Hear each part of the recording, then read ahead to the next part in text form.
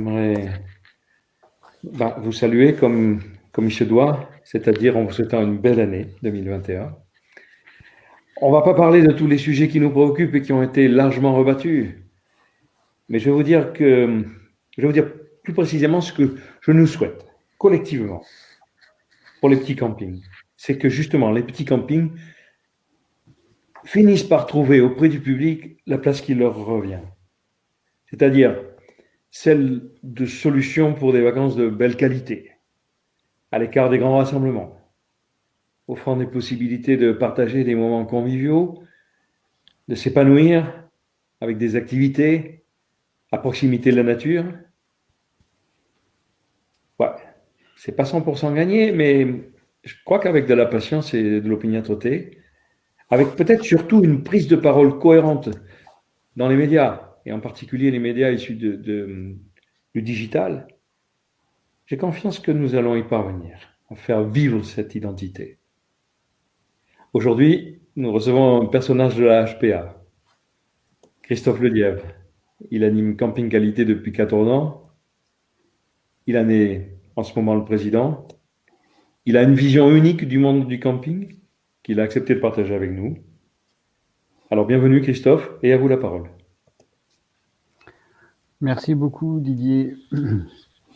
Merci déjà de votre invitation et je vais le faire avec beaucoup de plaisir. Comme il se doit, moi aussi je vais vous présenter à tous tous mes vœux pour cette année 2021. Que cette année 2021 vous soit beaucoup plus sereine que l'année qui vient de se passer, qu'elle soit signe de prospérité, signe surtout de santé et un peu ensoleillé. Voilà.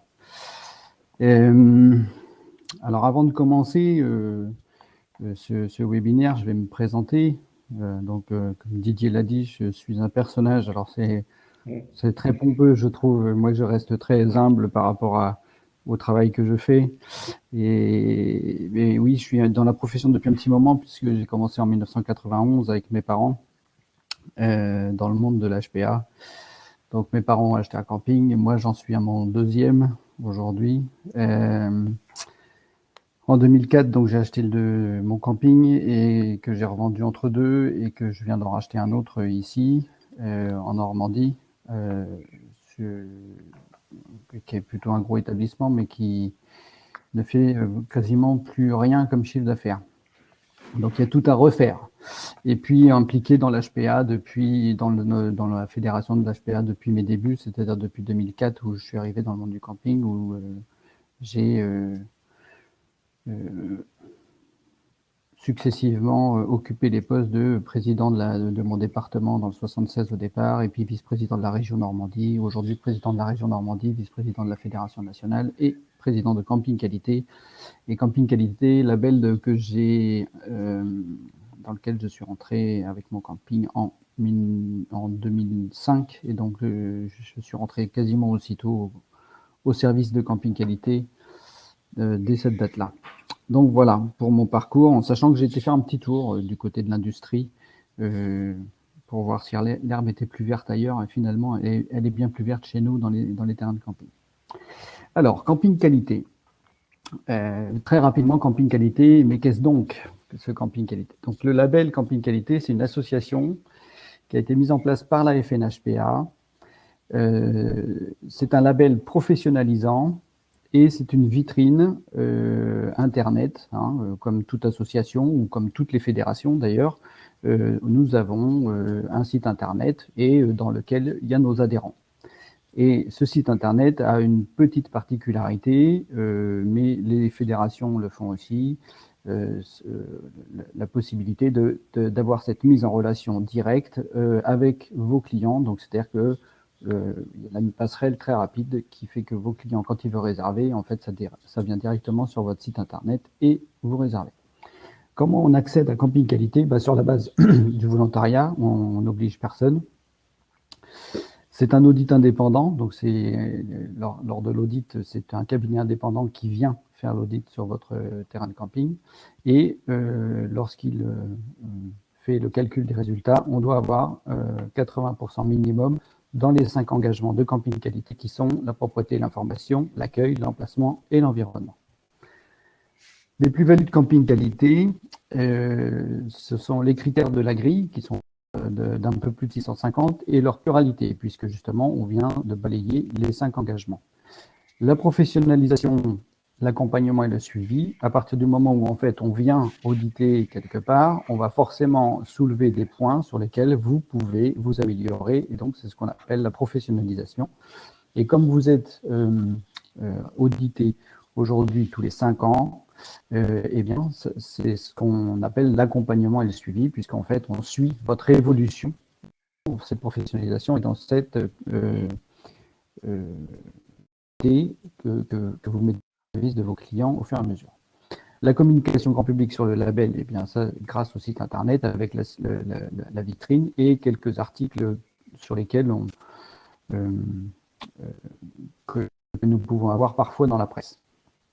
Cet été, par exemple, on a eu l'occasion de s'exprimer sur Europe 1, sur TF1, donc voilà. Donc c'est cette communication qu'on fait sur le label, en insistant bien que c'est un label.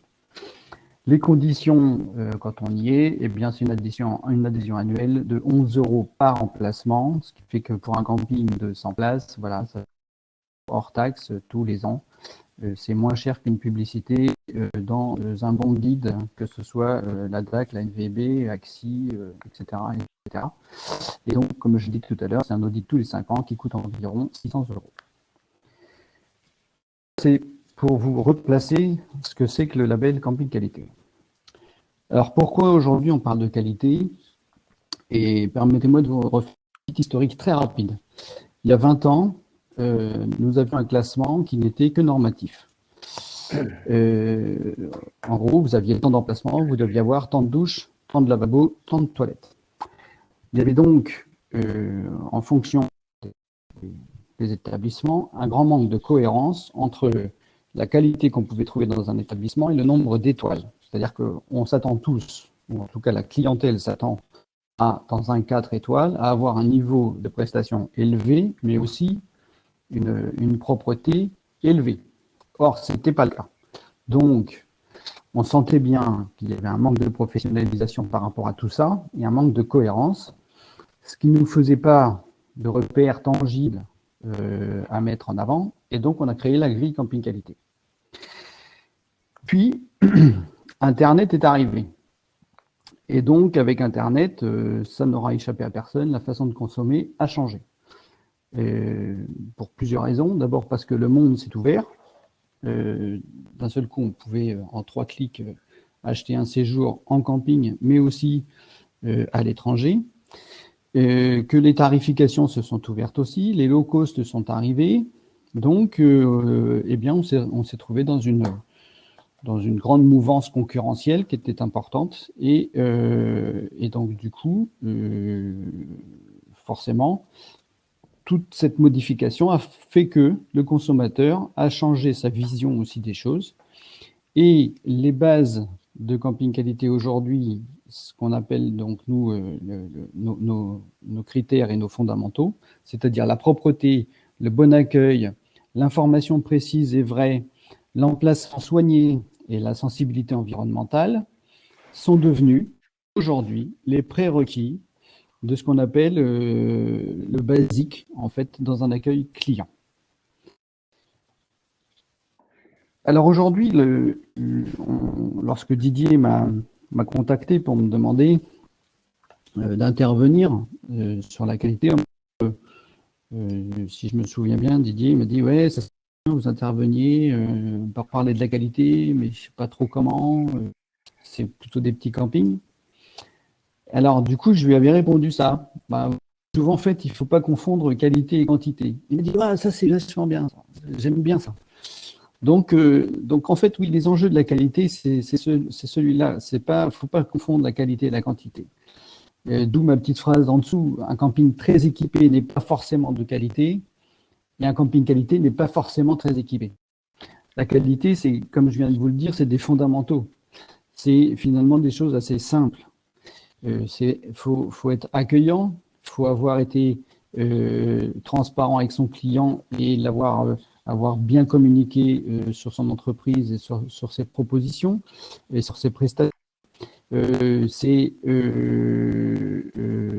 un bel emplacement. Et puis voilà, en gros, à partir du moment où vous faites des choses simples, mais où c'est propre, eh bien, ça va correspondre à une demande client aujourd'hui. Et comment dire? Et donc, dans ces cadres-là, en fait, vous avez de la satisfaction. Donc, les enjeux de la qualité sont, à mon sens, majeurs. C'est-à-dire que aujourd'hui, dans le monde concurrentiel dans lequel nous sommes, et notamment dans l'HPA, avec l'arrivée des groupes, avec l'arrivée des chaînes, eh bien, il y a un vrai questionnement à se poser sur des stratégies identitaires. C'est-à-dire qu'aujourd'hui, tout le monde ne cherche pas à aller forcément dans un gros camping, mais beaucoup de gens veulent aussi aller dans des petits campings simples. Mais ce qu'ils veulent avant tout, c'est aussi que ce soit propre et qu'en effet, on ait bien vendu la bonne prestation au bon client. Donc ça, c'est c'est un vrai atout sur d'abord pour vous les petits campings, pour les campings en règle générale, mais les petits campings, c'est clair que c'est une vraie source de plus-value, cette qualité identitaire que vous pourriez avoir. La qualité, c'est aussi une source de satisfaction client, puisque à partir du moment où, en fait, lorsqu'on se met, nous, dans la peau d'être un client, puisque nous sommes aussi clients, eh bien, lorsque nous achetons une prestation, on aime bien qu'en effet, la prestation qu'on achète soit celle qui correspond à celle qu'on m'a vendue sur Internet, puisque aujourd'hui, la plupart des transactions se font sur Internet. C'est bien de celle-là dont il s'agit. J'ai bien acheté la bonne prestation et en effet, je me retrouve bien avec ce qu'on m'a promis et pas avec la moitié de ce qu'on m'a promis et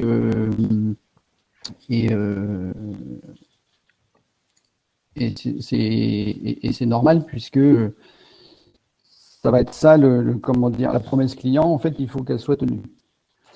Et aujourd'hui, alors encore plus vrai en 2020, un critère de réassurance client.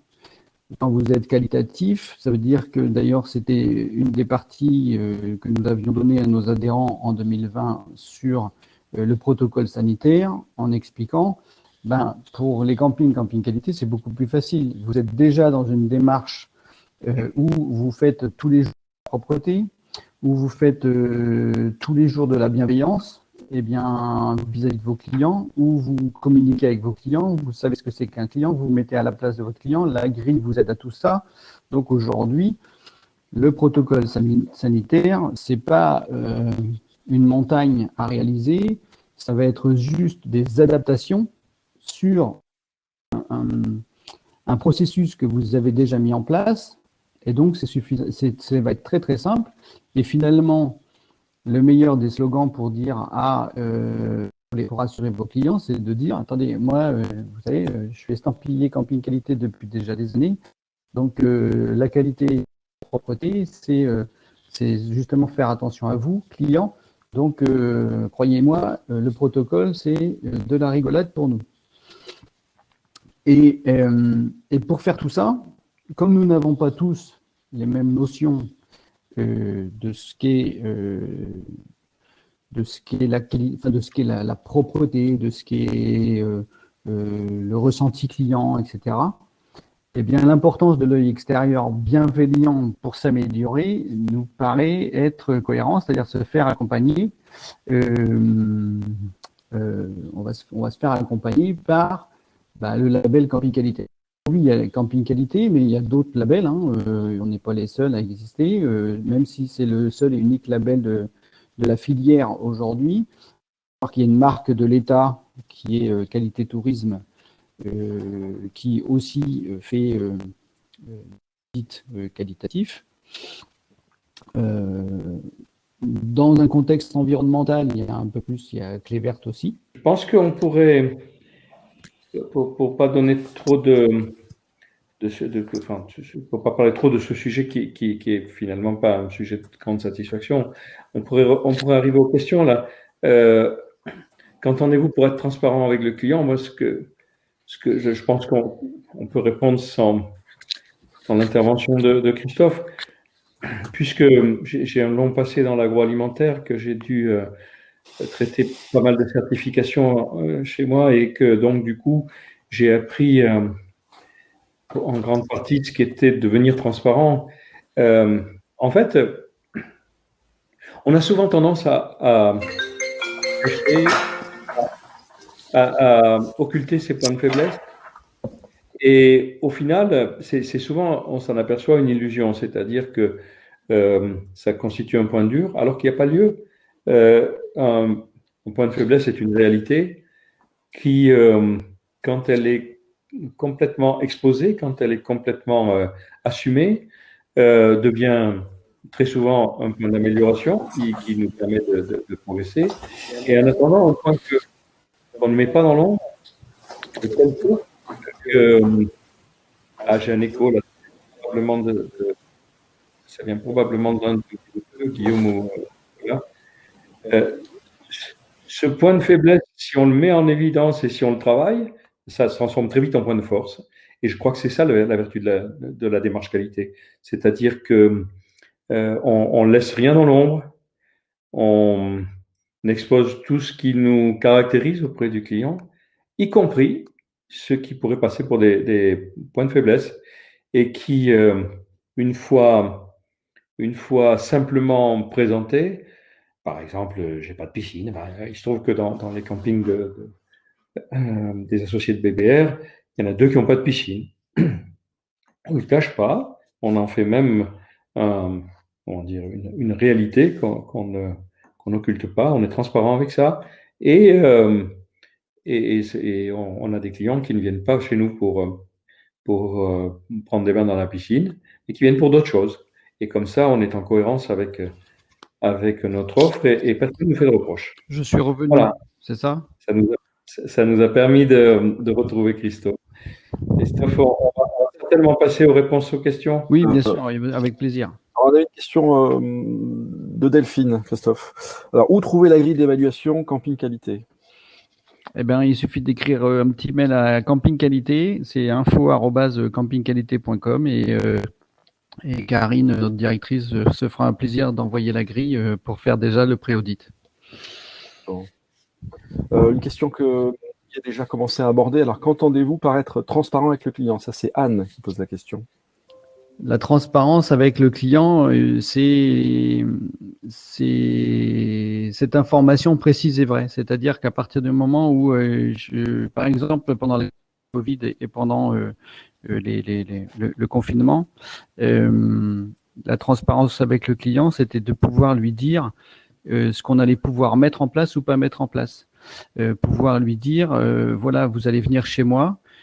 S'il avait réservé, par exemple, c'est ce qu'on expliquait, c'est si on avait des jeux gonflables, et on a eu des galères pour écrire le protocole avec les jeux gonflables, eh bien d'expliquer que oui, toutes les prestations seront là, sauf le jeu gonflable, parce que pour le moment, il n'y avait pas de protocole. En fait, c'est ça la transparence, c'est dire la vérité au client. Si je fais un comparatif avec la SNCF, et pourquoi tout le monde, toute la France en veut à la SNCF, c'est parce qu'en fait, quand les trains s'arrêtent ou quand il y a du retard, on ne sait jamais pourquoi. Et on n'est jamais informé. Donc c'est ça la transparence avec le client. En fait, plus on prend les devants par rapport au client, et plus en fait on anticipe les potentielles crises qu'il pourrait y avoir au sein du bureau d'accueil, etc. C'est ça la transparence avec le client. Bon, Delphine se pose une question concernant le pré-audit, mais j'imagine qu'en ayant le document d'audit, elle aura sa réponse. Alors, une question de Gaël. Quelle est la différence entre camping qualité et qualité tourisme, Christophe? Alors, des différences entre camping qualité et qualité tourisme. Alors, qualité tourisme, c'est une marque de l'État. Donc, qualité tourisme a commencé par une marque ombrelle de toutes les de toutes les dispositifs qualitatifs qui existaient et qui étaient des émanations comme nous, Camping Qualité, de la FNHPA.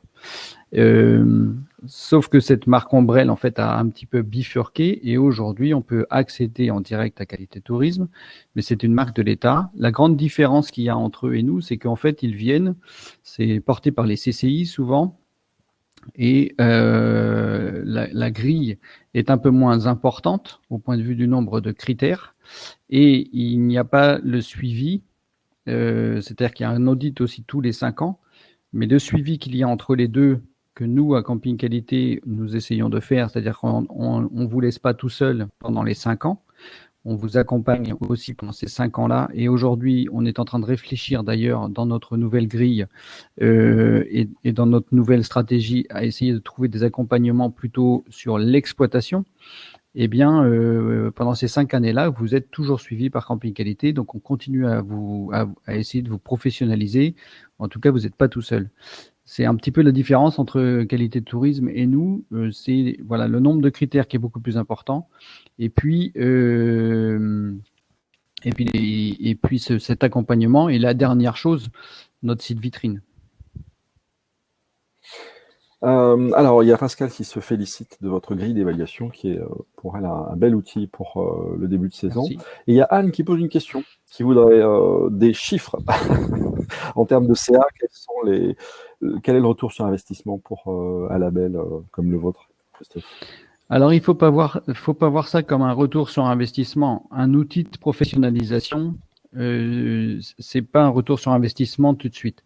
La qualité et la professionnalisation, c'est un investissement et un retour sur investissement sur le long terme. C'est pas une machine à sous où je mets 2 euros, je tire la manette et boum, j'en ai 6 ou 8 ou 10 qui tombent. C'est pas du tout comme ça que ça fonctionne et c'est pas du tout comme ça qu'il faut voir les choses. Se professionnaliser et s'améliorer qualitativement parlant, c'est comme je le disais tout à l'heure, c'est se diriger vers une identification de son établissement, c'est de la fidélisation client sur le long terme, c'est de la satisfaction client au fur et à mesure. Donc en fait, cette satisfaction client, elle va rayonner ensuite sur les réseaux sociaux. Vous savez bien qu'aujourd'hui, vous faites un pas de travers, le monde entier va le savoir, mais quand vous le faites bien, le monde entier peut le savoir aussi.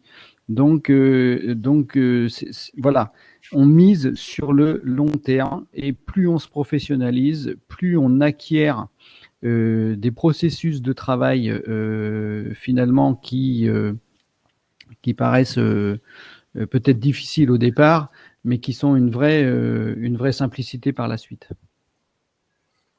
Alors Delphine précisait que la conseillère CCI pour le label Qualité Tourisme venait tous les ans. Bon, vous, c'est tous les 5 ans. Est-ce que c'est pas un petit peu long comme délai pour un audit? Tous les 5 ans? Ouais, tous les 5 ans, on trouve que c'est un peu long. C'est pour ça que nous, en fait, entre les deux, on veut continuer d'accompagner nos campings et qu'on veut trouver, d'ailleurs, c'est ce qu'on a commencé à faire, hein, on a de la professionnalisation, on a des formations, on anime un petit peu notre réseau et notre label pour que justement,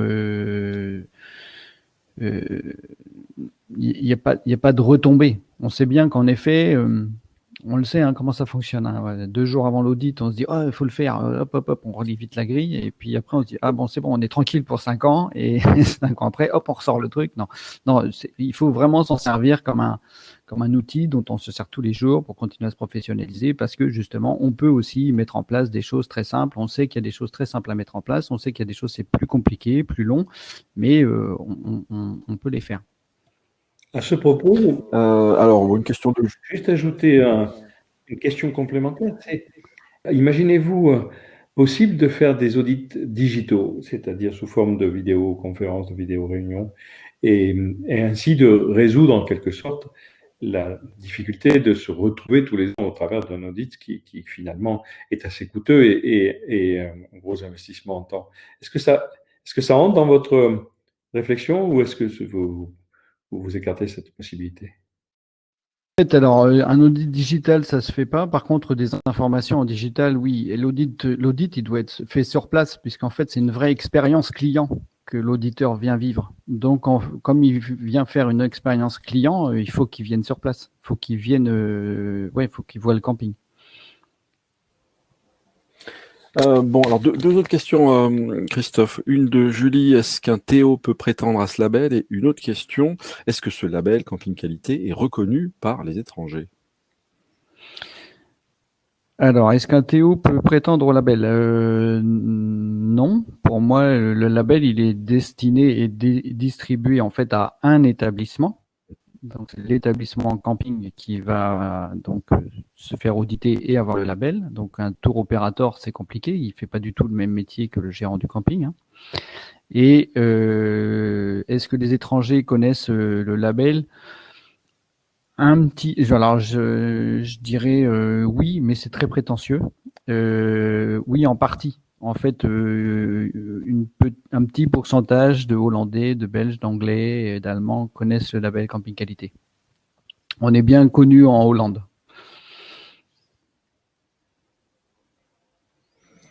Alors, pas d'autres questions pour l'instant, Didier? Alors moi, si je peux apporter une petite précision aussi, tout à l'heure il y a eu la question sur quelques chiffres et sur le retour sur investissement.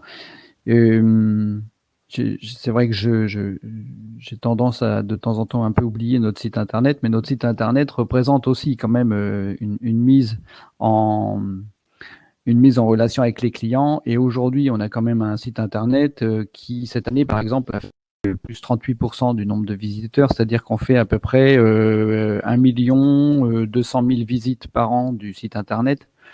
Et on a généré 4 600 réservations pour un chiffre d'affaires de 2 150 000 euros. Donc, si vous prenez les 340 camping qualité et que vous prenez les 2 150 000 que vous faites la division, il y a un retour sur investissement finalement. Ben oui. Ben oui. Mais c'est un vrai, enfin la qualité, comme aujourd'hui c'est le prérequis et que pour le mieux, comment dire, savoir si on est de qualité ou pas, c'est l'œil bienveillant qui vient de l'extérieur. Je reste persuadé. Vous savez, je vais prendre un exemple tout simple. En fait, on est tous professionnels, on a tous des qualités et des défauts. Et souvent, en fait, dans nos entreprises, on peut avoir des défauts. Sauf qu'en fait, ce défaut-là, on s'y habitue. Si je prends un exemple tout bête, le mur qui est peint et quelqu'un va venir vous voir en vous disant, vous savez, ton mur là, ça serait pas mal, tu sais, il commence à faire un peu moche.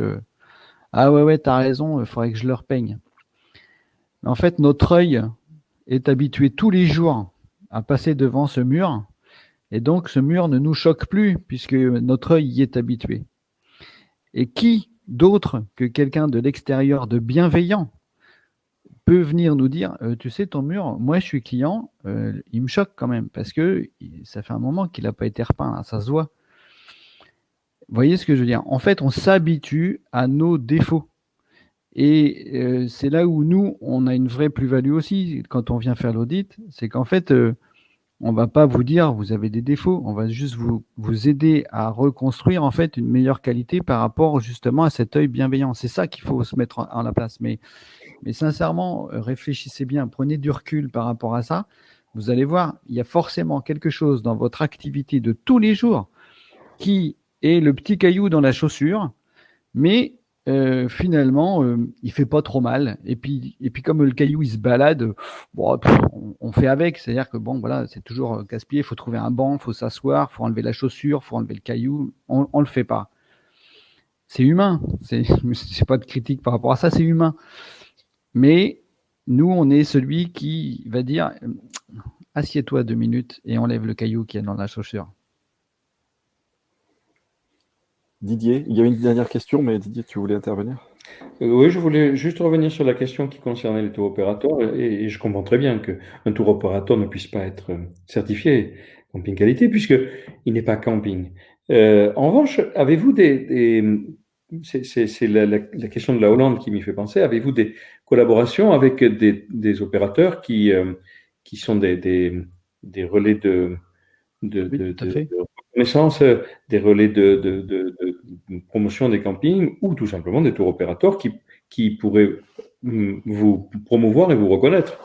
Oui, tout à fait. On a la NWB en Hollande, avec qui on a des partenariats.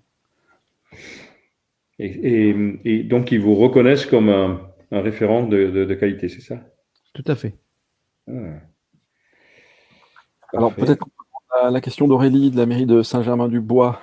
Le label est-il relayé par les offices de tourisme, Christophe? Oui, oui, oui. Le label, il est relayé par les offices de tourisme. Il faut un peu se battre des fois, hein, parce que les offices de tourisme, c'est pas toujours simple. Ils reconnaissent plus facilement la marque qualité tourisme parce que eux-mêmes, offices du tourisme, peuvent se faire auditer pour être qualité tourisme. Mais il n'y a pas d'autres labels, si vous voulez. Il n'y a pas d'autres labels qualitatifs pour les offices du tourisme que la marque qualité tourisme. Donc en fait, ils ont plus tendance à mettre celle-là en avant. Mais il faut savoir que Camping Qualité a une passerelle directe à qualité tourisme. C'est-à-dire que vous passez l'audit Camping Qualité, vous êtes systématiquement qualité tourisme. Donc de toute façon, du coup, par ce biais-là, vous serez mis en avant dans les OT. Didier? C'est exactement ce que Karine nous rappelle, c'est-à-dire que comment dire, dans la théorie des ensembles, on a une superposition entre camping qualité et qualité tourisme. Et je trouve ça bien parce que je trouve ça sain et que la mise en concurrence de ce qui finalement est juste une façon de s'optimiser ou de devenir meilleur, ça serait contre-productif. Non, non, Bon, on est reconnu par la marque, on est reconnu par l'État. Hein. Est-ce que vous n'êtes pas un peu cher, Christophe? C'est ce que Lydie fait remarquer. C'est quoi le bon prix? Enfin, on peut commencer le débat. C'est quoi le bon prix? C'est quoi être cher, etc.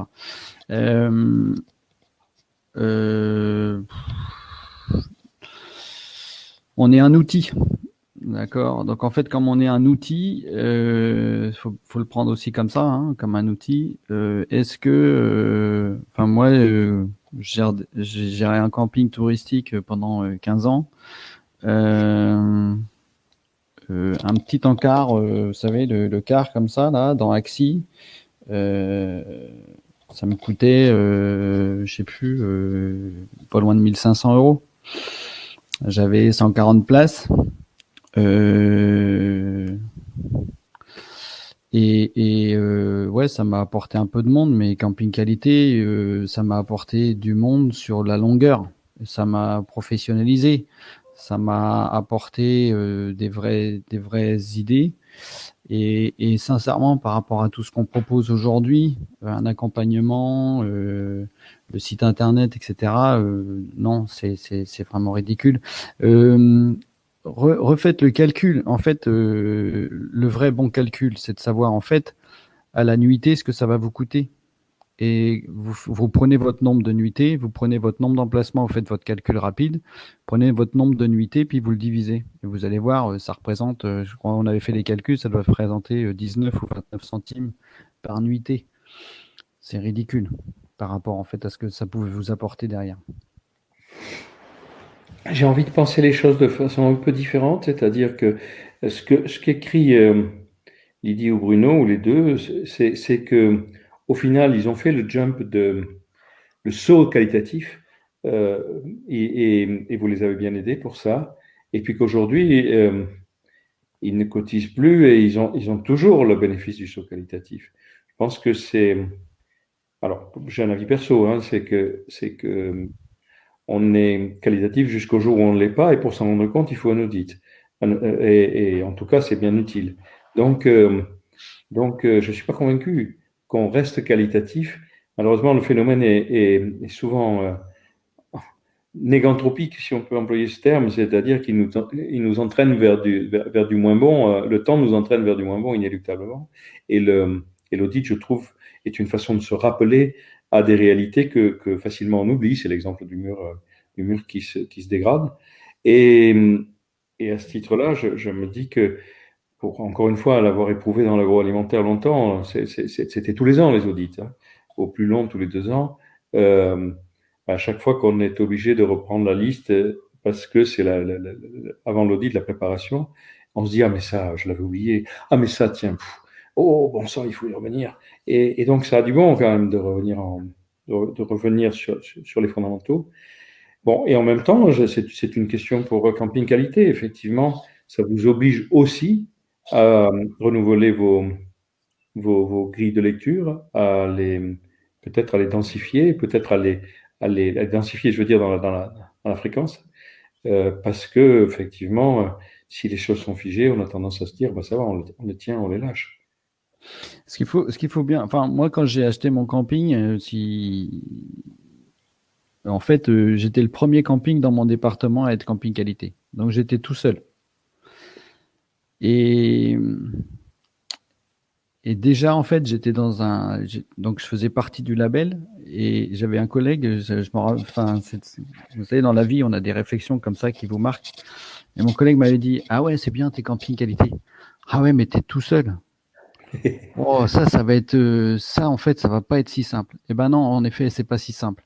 Parce que on se dit finalement, moi, je suis qualitatif, donc je vais attirer du monde. Mais mes confrères autour l'étaient pas forcément, ou en tout cas pensaient l'être, sauf qu'ils n'arrivaient pas à rentrer dans la grille, donc ils l'étaient pas forcément.